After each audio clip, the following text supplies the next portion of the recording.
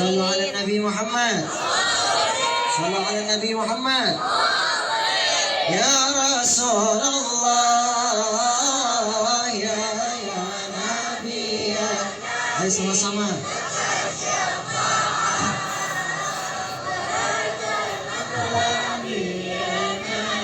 Ya Rasul Allah,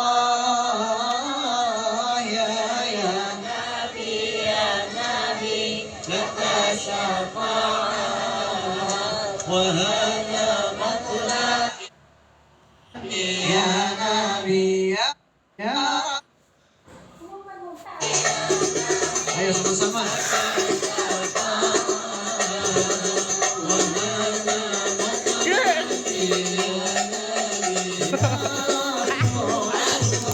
Kita baca dalam sapa wae.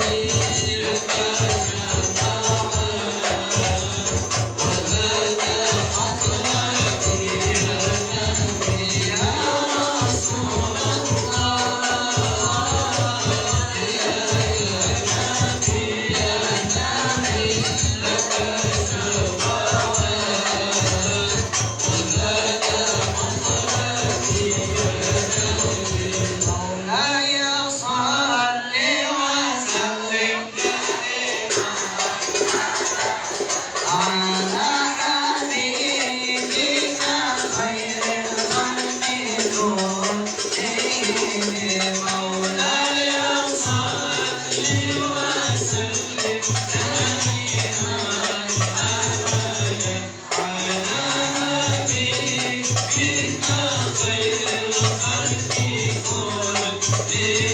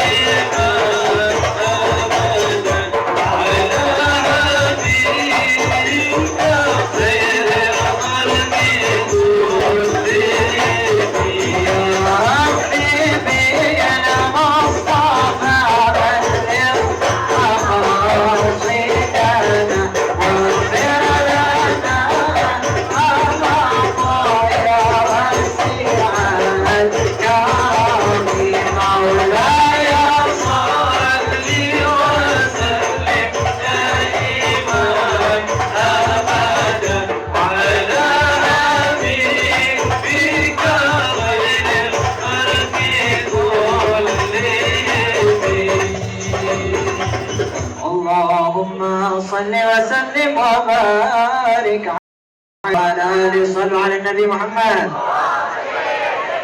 Hadirin hadirat yang dimuliakan oleh Allah Subhanahu wa taala. Mungkin akan sangat singkat 1-2 kata ini, tapi mudah-mudahan bermanfaat untuk semuanya. Tadi kita lagi sudah mau maghrib, jadi singkat saja. Alhamdulillah hari ini kita berkumpul di depan masjid tiada lain untuk mengagungkan nama Allah Subhanahu wa taala, untuk menyebut nama Allah Subhanahu wa taala, untuk mengagungkan kekasihnya yaitu baginda Nabi besar Nabi Muhammad sallallahu alaihi wasallam. Kemarin ada sebuah kejadian, yaitu di mana kejadiannya para nabi. Bulan Muharram ialah bulan yang banyak kejadian peristiwa para anbiya, di mana salah satunya kisah yang sangat masyhur daripada para anbiya ialah diciptakannya Nabi Adam dan juga Siti Hawa, terjadi pada bulan Muharram. Lalu juga Nabi Nuh alaihissalam, beliau mendarat kapalnya beliau pada bulan Muharram. Sembuhnya penyakit Nabi Yakub alaihissalam pada bulan Muharram. Dan juga banyak sekali kisah-kisah para anbiya, para nabi, kisah-kisah mulia terjadi pada bulan Muharram. Makanya kemarin kita semua berkumpul di dalam masjid, ataupun ada di antara kita yang ngumpul di rumah bersama keluarga kita baca yang namanya doa akhir tahun dan juga doa awal tahun. Tiada lain ialah memohon ampunan kepada Allah, lalu berharap memohon kepada Allah agar tahun baru Islam yang akan kita injaki ini akan menjadi tahun baru Islam yang lebih baik daripada. Maksudnya bagaimana tahun baru Islam yang lebih baik daripada tahun sebelumnya? Kegiatan kita, kehidupan kita dikelilingi keberkahan, dan juga kehidupan kita dikelilingi oleh amal kebaikan daripada sebelumnya. Coba kita lihat, kalau kita ada yang namanya, biasanya kalau kita suka anak-anak muda suka yang namanya ngerayain hari raya tahun baru biasa, Masehi misalnya. Kita semua biasanya ngumpul rame-rame, kita pasang petasan, kita ngumpul sama teman-teman, kita bergembira dan seterusnya. Coba pada hari raya tahun baru Islam, banyak anak-anak muda yang gak merayakan, dalam artian mereka bukannya ngumpul sama keluarga, bukannya mereka ngumpul sama teman-teman ataupun para ulama di dalam masjid, mereka akhirnya keluar terlena begitu saja. Nah, makanya umat Islam harus yang namanya mempopulerkan, atau umat Islam harus membanggakan daripada tahun baru Islam. Jangan kalah sama yang namanya tahun baru Masehi. Kita ini yang hadir pada acara ini, apakah kemarin pada hari raya tahun baru Islam kita mengagungkan nama Allah? Apakah di antara kita yang hadir pada acara ini di saat adanya hari raya tahun baru Islam kita nggak doa, kita cuma jalan-jalan dan seterusnya? Mungkin ada di antara kita. Maka adanya hari raya tahun baru Islam tiada lain menjadi suatu hal yang sangat istimewa untuk umat baginda Rasulullah. Tiada lain ialah mengevaluasi diri kita, introspeksi diri kita. Gak ada yang namanya manusia gak punya kesalahan. Kita yang hadir pada acara ini, saya, antum semua yang hadir pada acara ini punya yang namanya kesalahan, disengaja maupun tidak sengaja. Maka oleh karena itu adanya hari raya tahun baru Islam ialah mengintrospeksi diri kita. Sebagaimana Sayyidina Umar radhiyallahu anhu, Sayyidina Umar bin Khattab, beliau katakan, "Anfusakum qabla an tuhasabu." Perbaikilah diri kalian, hisablah diri kalian, hisablah dirimu, introspeksi dirimu, introspeksilah dirimu sebelum kamu diintrospeksi nanti. Dalam artian kita yang namanya manusia punya yang namanya rasa tunduk takut kepada Allah. Introspeksi diri kita. kesalahan-kesalahan, dosa-dosa yang telah kita lakukan. Kalau kita hitung dosa kita udah banyak, apalagi sama orang tua kita. Orang tua kita, saudara kita, tetangga kita, banyak yang namanya dosa kesalahan. Makanya Sayyidina Umar katakan tadi, hasibu anfusakum qabla an tuhasabu. Kata Sayyidina Umar, introspeksi diri kalian sebelum kalian nanti diintrospeksi. Makanya adanya tahun baru Islam tiada lain kita mengevaluasi diri kita. Kalau sebelumnya kita masih melakukan amalan-amalan kebaikan sedikit, insya Allah tahun baru Islam yang akan datang menjadi tahun baru Islam di mana kita melakukan amalan-amalan kebaikan. Kita semangat melakukan hal-hal kebaikan. Kita semangat untuk duduk di dalam majelis. Kita semangat untuk duduk di dalam masjid. Kita semangat untuk duduk bersama ulama. Kita semangat untuk yang namanya ngaji. Kita semangat untuk yang namanya dekat dengan Allah Subhanahu wa Ta'ala. Jangan sampai kita keikut yang namanya zaman. Betapa banyak manusia di luar sana, zaman yang akhirnya orang manusia tersebut mengikuti zamannya, bukan zamannya mengikuti dirinya. Ketika dunia menghampirinya, ia sambut dengan sangat jelas. Tapi di saat Allah Subhanahu wa Ta'ala memanggil, ia tidak menjawab seperti halnya dunia menghampirinya. Padahal dikatakan oleh Nabi Muhammad sallallahu alaihi wasallam, qala Rasulullah sallallahu alaihi wasallam, hubbud dunya ra'su kulli min khati'at. Kata baginda Rasulullah sallallahu alaihi wasallam, cinta dunia ialah pangkal daripada seluruh yang namanya kesalahan. Kita cinta sama dunia, kata Nabi Muhammad, pangkal daripada seluruh yang namanya kesalahan. Khata', salah. Maka jangan sampai kita membuntuti yang namanya dunia, membuntuti namanya zaman. Mari sama-sama kita mengintrospeksi diri kita, agar dunia zaman tersebut yang akhirnya menghampiri kita, dan kita menjadi pribadi yang taat kepada Allah Subhanahu wa Ta'ala. Dan pada Muharram ini gak jauh ialah menjadi sebuah pesan bagi kita. Pesannya apa? Ana wa kafilul yatim kahataini fil jannah. Hakadha, kata Nabi Muhammad. Kata Nabi Muhammad SAW, aku bersama anak-anak yatim. Jadi pesan Muharram ya, yaitu tentang anak yatim. Kata beliau Nabi Muhammad SAW, aku bersama anak yatim kelak nanti di yaumil akhir, di hari kiamat seperti ini. Beliau mengisyaratkan kedua jarinya, yaitu telunjuk dan juga jari tengah. Lalu beliau memisahkannya sedikit. Yang memiliki arti apa? Nabi Muhammad SAW dekat dengan anak yatim. Bahkan sayang kepada anak yatim lebih daripada sayang kepada sahabat-sahabatnya. Pada saat itu ada suatu kisah teladan Nabi Muhammad SAW. Akhlak baginda Nabi Muhammad SAW kepada anak yatim. Pada hari itu datang hari raya Id, datang hari raya kemenangan, di mana anak-anak pada saat itu di luar sana bermain bersama anak-anak lainnya. Mereka senang, memiliki pakaian yang baru, mereka dalam keadaan kenyang, mereka dalam keadaan gembira.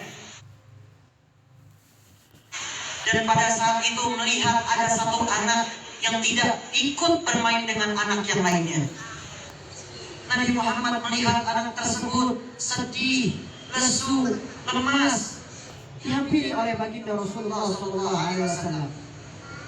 Dan anak ini tidak tahu bahwasanya di depannya ialah Nabi Muhammad SAW. Ketika itu juga Nabi Muhammad menyatakan, tanya kepada anak tersebut, wahai anak kecil, kenapa di saat hari raya ini, di saat hari raya kemenangan ini, di mana semua umat mereka senang, mereka bergembira, sesungguhnya engkau lemas, engkau sedih dan juga menangis? Dijawab oleh anak ini, wahai paman, bukankah engkau melihat aku sendiri pada saat ini? Aku dalam keadaan tidak kenyang, aku dalam keadaan lesu, tidak berpakaian, aku dalam keadaan sedih, karena ayahku telah mati dalam peperangan yang diikutinya oleh baginda Rasulullah SAW. Ibuku telah meninggalkanku. Kata anak tersebut, ibuku telah meninggalkanku bersama lelaki lain.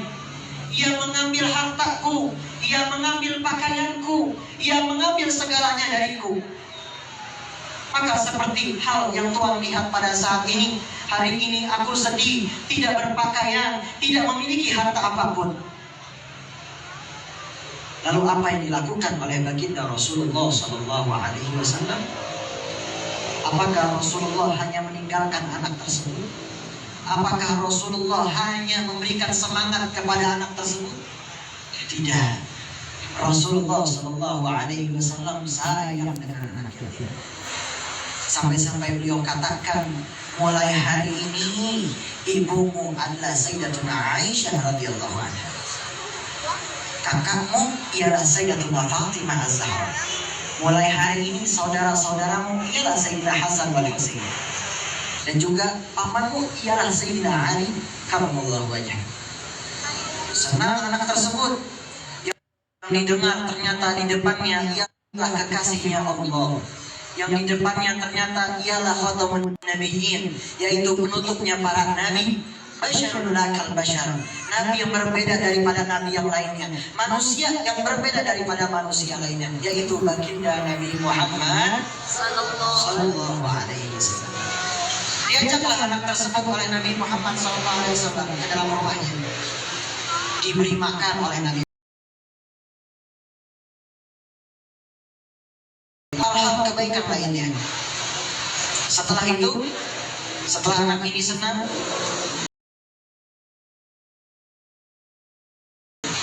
anak tersebut menghampiri anak-anak yang bermain tadi. Anak-anak yang tadi heran, menanyakan, tadi engkau tidak gembira, tadi engkau lesu, tadi engkau sedih. Sekarang kenapa engkau senang? Kenapa sekarang engkau memakai pakaian yang baru?